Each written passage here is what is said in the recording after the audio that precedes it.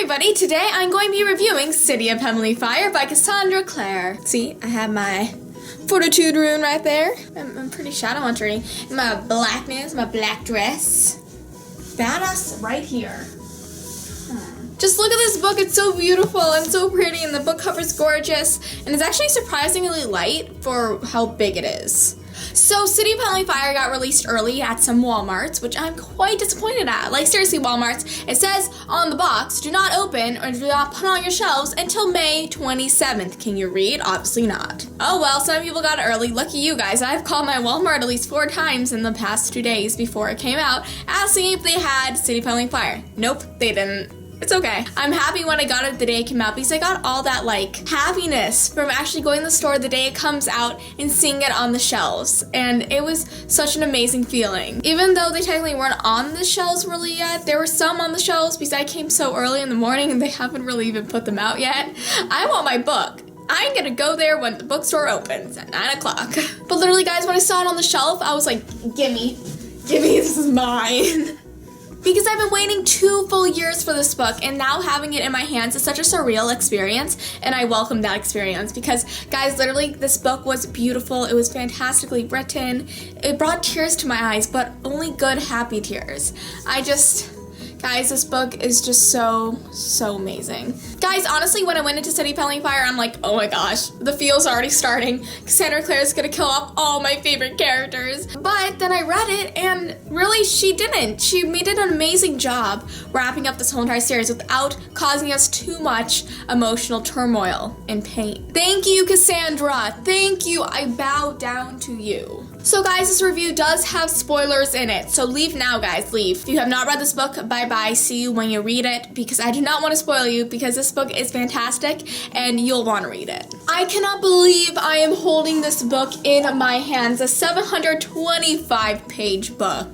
This is actually the biggest book I've ever read. Surprisingly, I've read a lot of books, but none of them have exceeded 725 pages.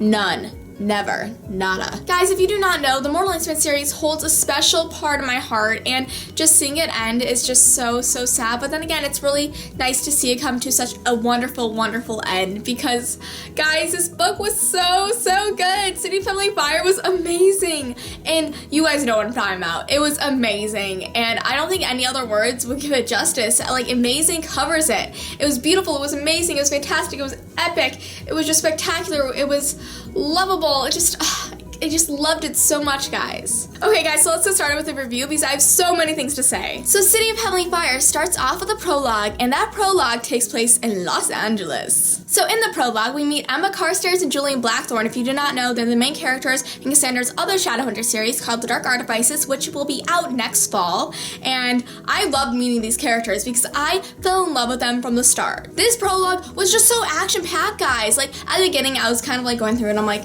okay, let's move on. I want to see Clary and Jace, come on. But at the end of that prologue, I'm like, what just happened? Sebastian was there, and Emma stabbed him with that knife, and it was so cool, but then I was like, ooh, everybody kind of got turned over to darkened warriors. Ugh, that's not very good. Which is not good whatsoever, but that really set up the plot line for the rest of City of Heavenly Fire, because Sebastian is a creep that wants to turn Shadowhunters into dark warriors for his army to take over the shadow hunting world and burn it down to the ground. Woo!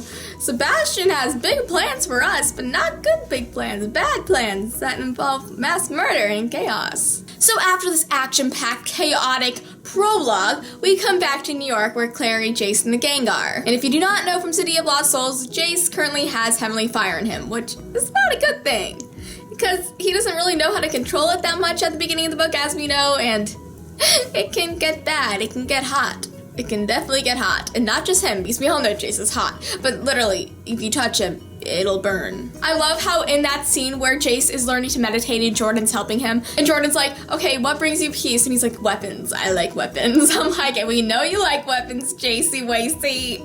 Hey! I love how he got some of his sarcasticness at the beginning of this book, because honestly, throughout the rest of the book, I did not see that much sarcasm from Jace as we usually see in the books, but I think that's because his barriers are being broken down. He doesn't feel like he has to put up an act all the time, which I really enjoyed, but I wish we just had a little bit more of like Jace's like snarky comments, but we did get a lot of it, so I'm not complaining whatsoever. And then we all know that Alec and Magnus broke up in the last book, which really tore my heart to pieces. Oh my gosh, guys, like I ship Malik so hard. They're my ultimate OTP, and knowing that they broke up, I didn't believe it. I never believed it.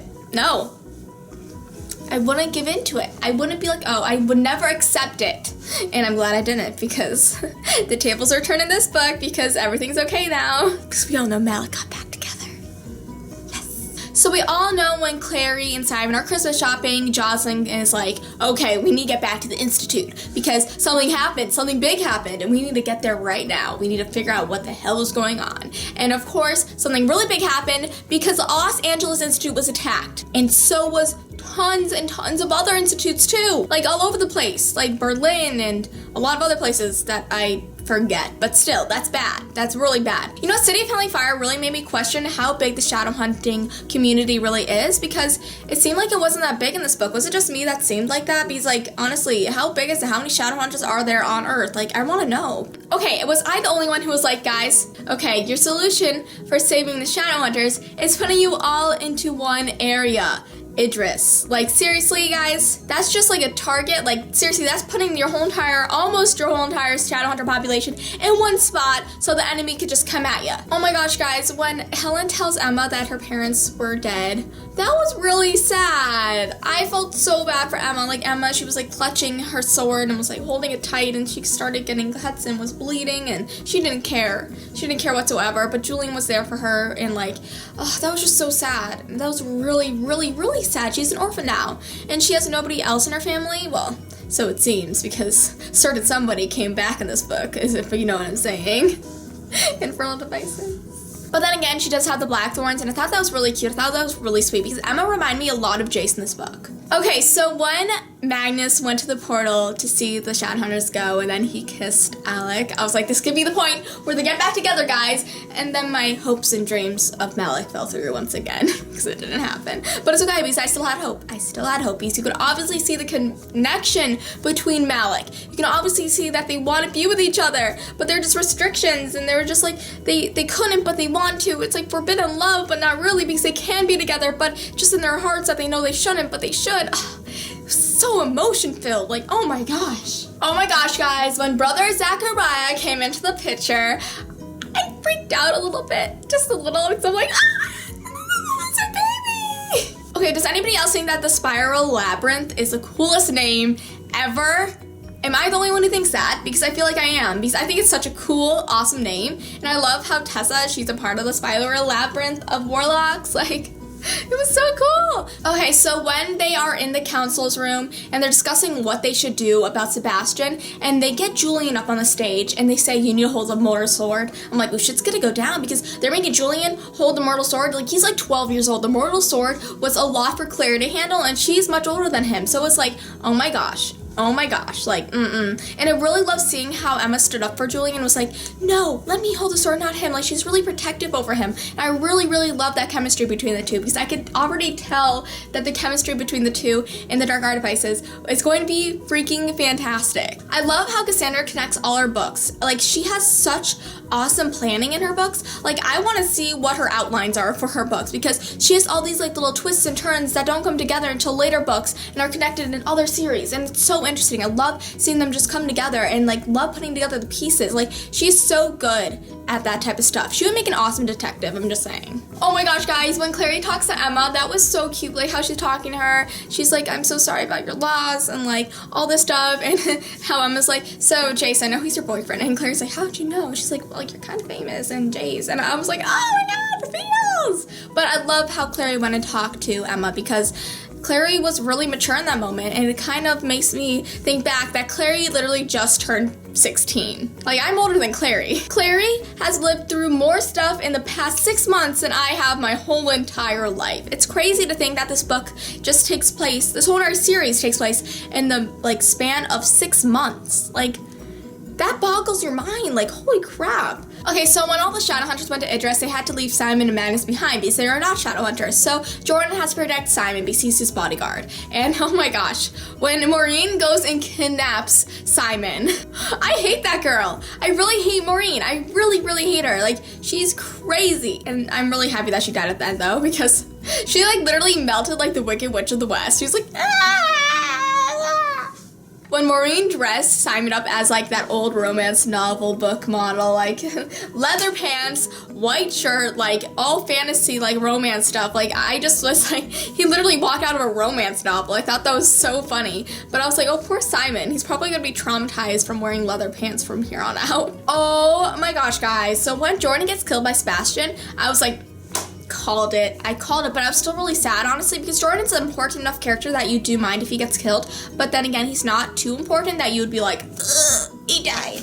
But something I was really curious about that I really wanted to know was why Maya was acting so weird. Like, I was like, wait, is she pregnant? Like, is that what she's trying to tell Jordan? Like, she's worried to tell him? I would have never guessed that she actually just wanted to break up with Jordan. Not at all. Like, she just wanted, why would she want to break up with him? Like, I get, yeah, he did turn into a werewolf, so I guess that can have a little bit of strain on a relationship, but I thought they were doing well. Oh my gosh, guys, when Sebastian and the Sealy Queen were in bed together, I'm like, oh, Sebastian, you little slut. But I love how even though Sealy Queen was being tricked by Sebastian, like, she's like, oh, he adores me, and be like, I adore him. And I'm like, bitch, please.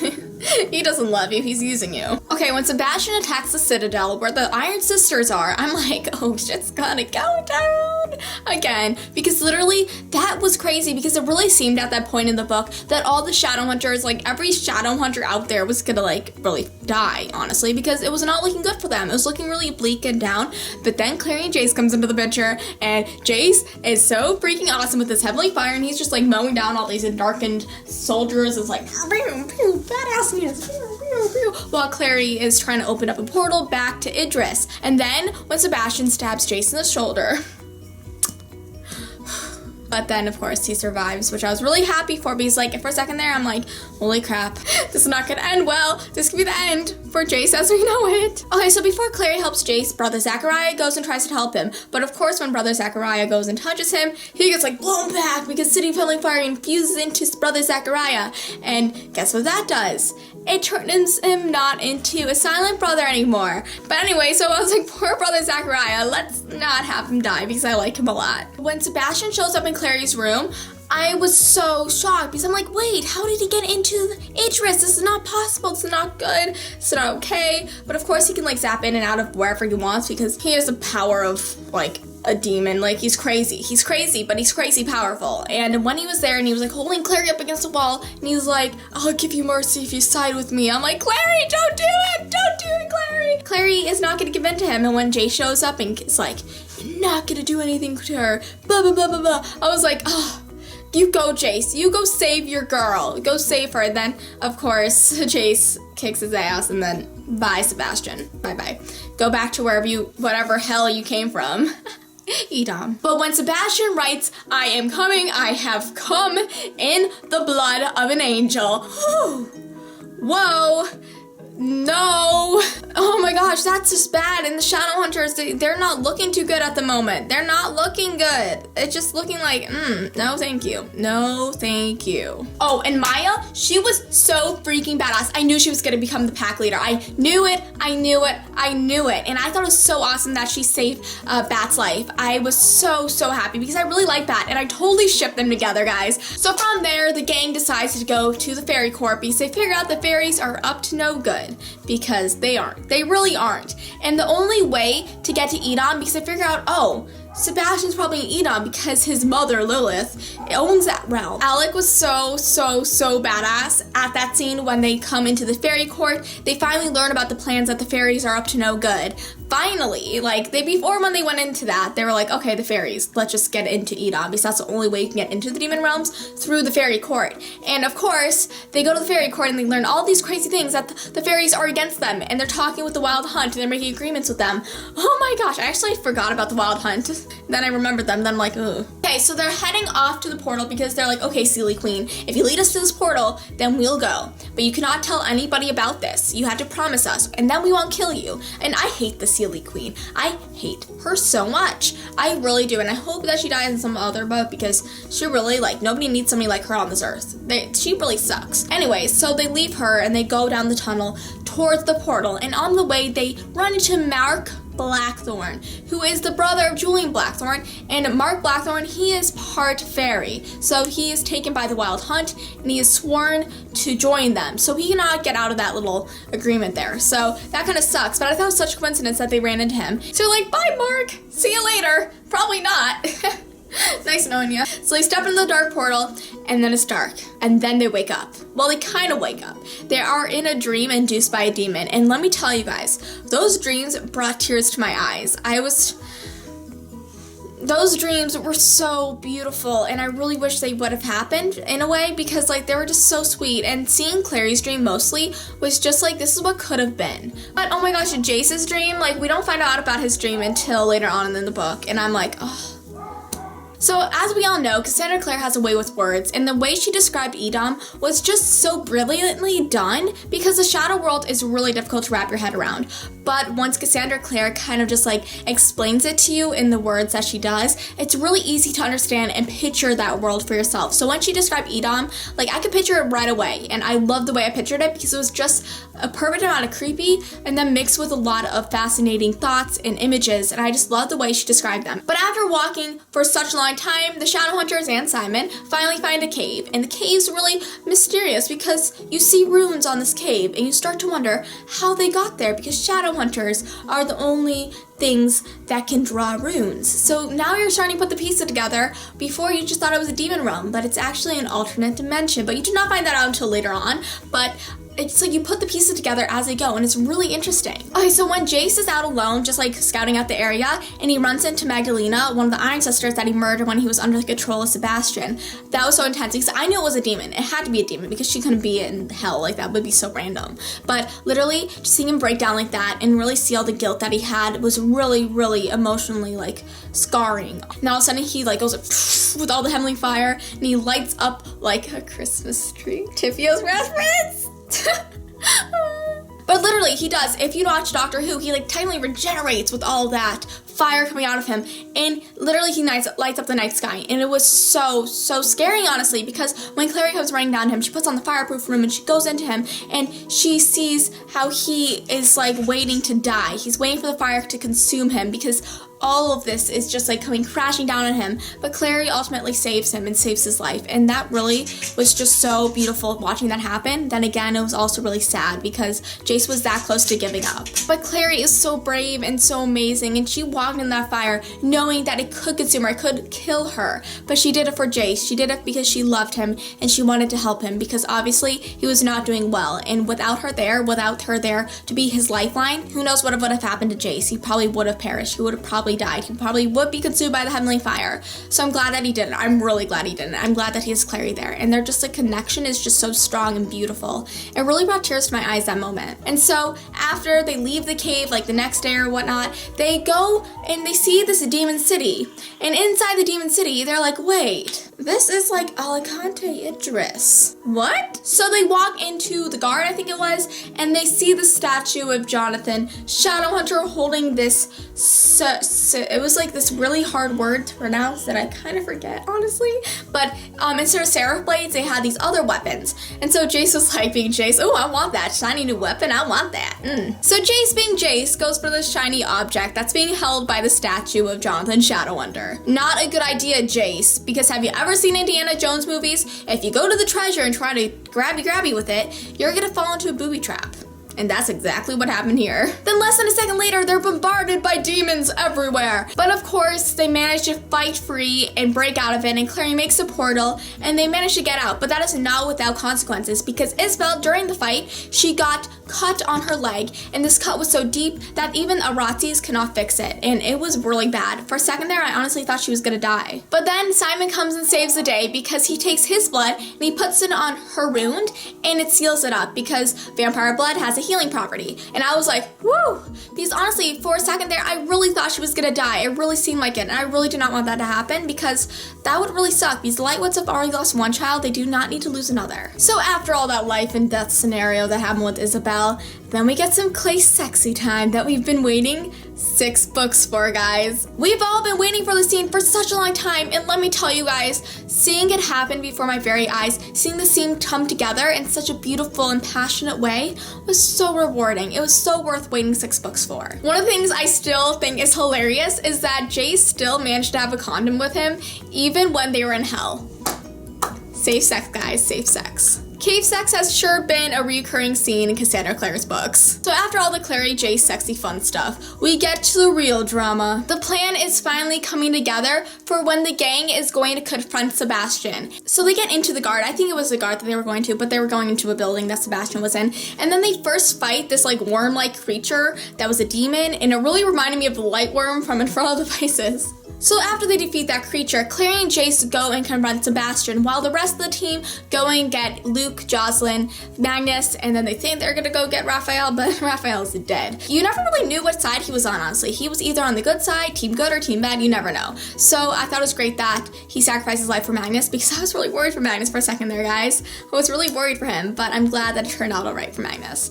But then you jump back to Clary and Jace, and oh my gosh, this is getting intense, because Clary is getting confronted by Sebastian because Sebastian, Jace is knocked out somewhere on the side. Poor Jace. But Clary's finally facing Sebastian alone at that moment, and Sebastian's like, join me on the throne and I will end the war with your world. Your world will be fine.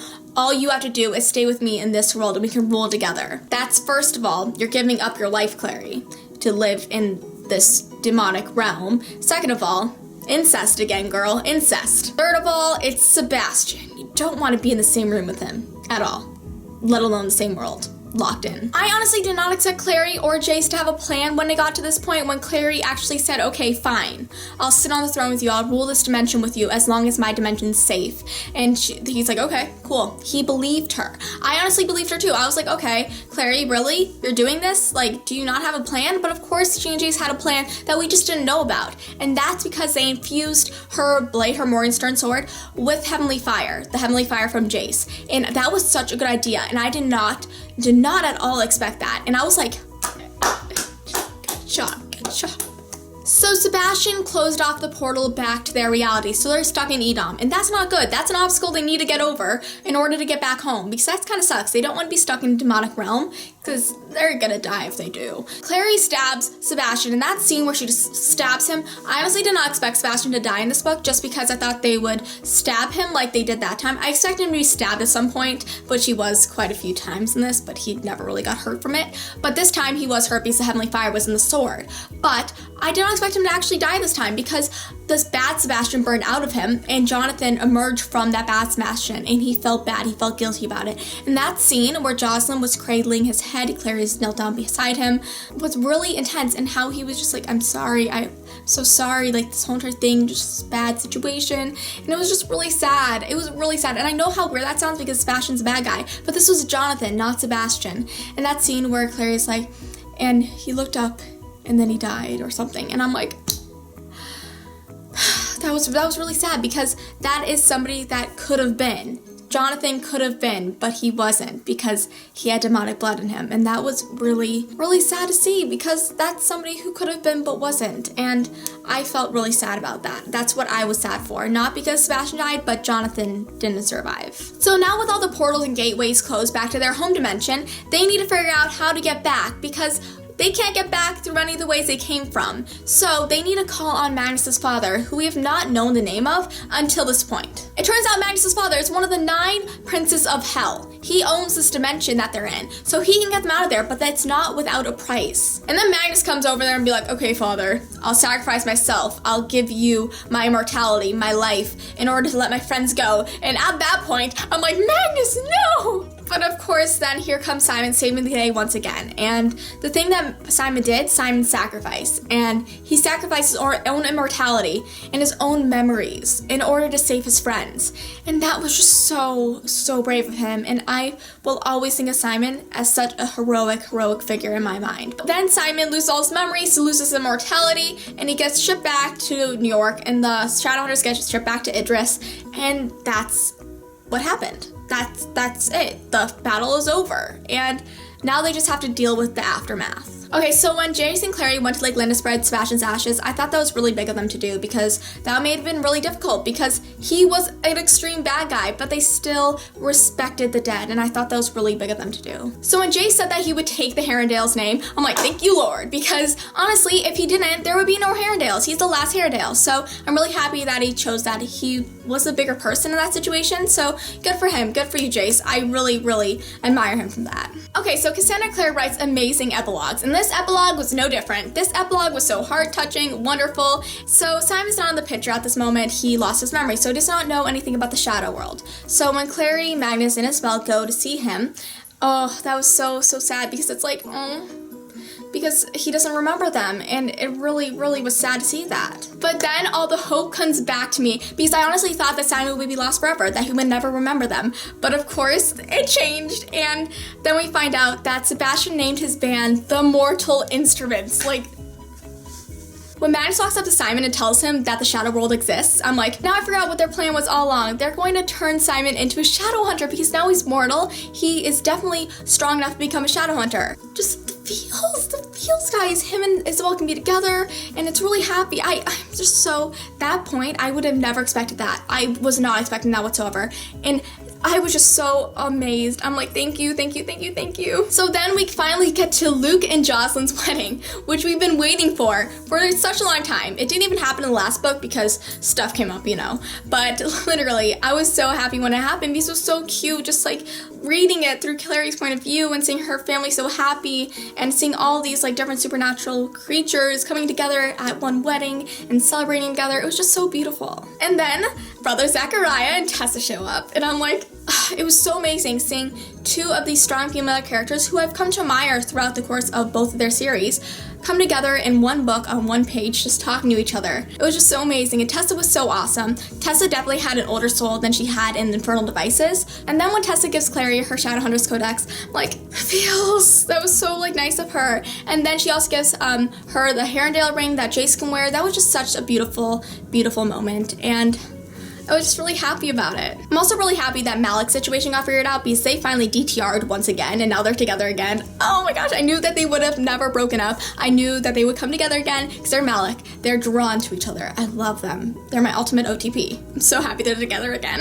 But the last scene of the Mortal Instrument series takes place with the whole entire gang on the beach, and it was just such a beautiful scene, and the last lines of that scene, they were perfect. They were honestly perfect. And Jason's like, how do you like the sound of Clary Herondale? And I was like, I know, I love it. I'm very happy with how it ended, guys. It was so beautiful. And also, guys, Simon showed up at the wedding, and he got some of his memories back with Magnus's help. Like, that just was so happy. I was so happy. And Sissy is going to be a ship again. They're going to be together, and that makes me really happy. Okay, guys, so that is it for my Mortal Instruments City of Heavenly Fire book review. I love this book more than words can say. It's such a beautiful story. Cassandra Clare definitely has a way with words. I was never bored in this book. There was never a point where I was like, okay, I need to skip this is boring. Never. Not in 725 pages. But guys, I rate City of Heavenly Fire a 5 out of 5 stars. It was so beautiful. It was such an amazing story. I couldn't have ended better. It couldn't have ended better. So thank you, Cassandra Clare, for creating such a beautiful and magical series that has brought joy to readers everywhere. Also, guys, I know I'm pronouncing this wrong, so do not troll in the comments that I said it wrong, because I know I said it wrong, but Ave Atque Vale Mortal Instruments series. Hail and farewell. Thanks for watching, guys, and I'll see you next time. Bye!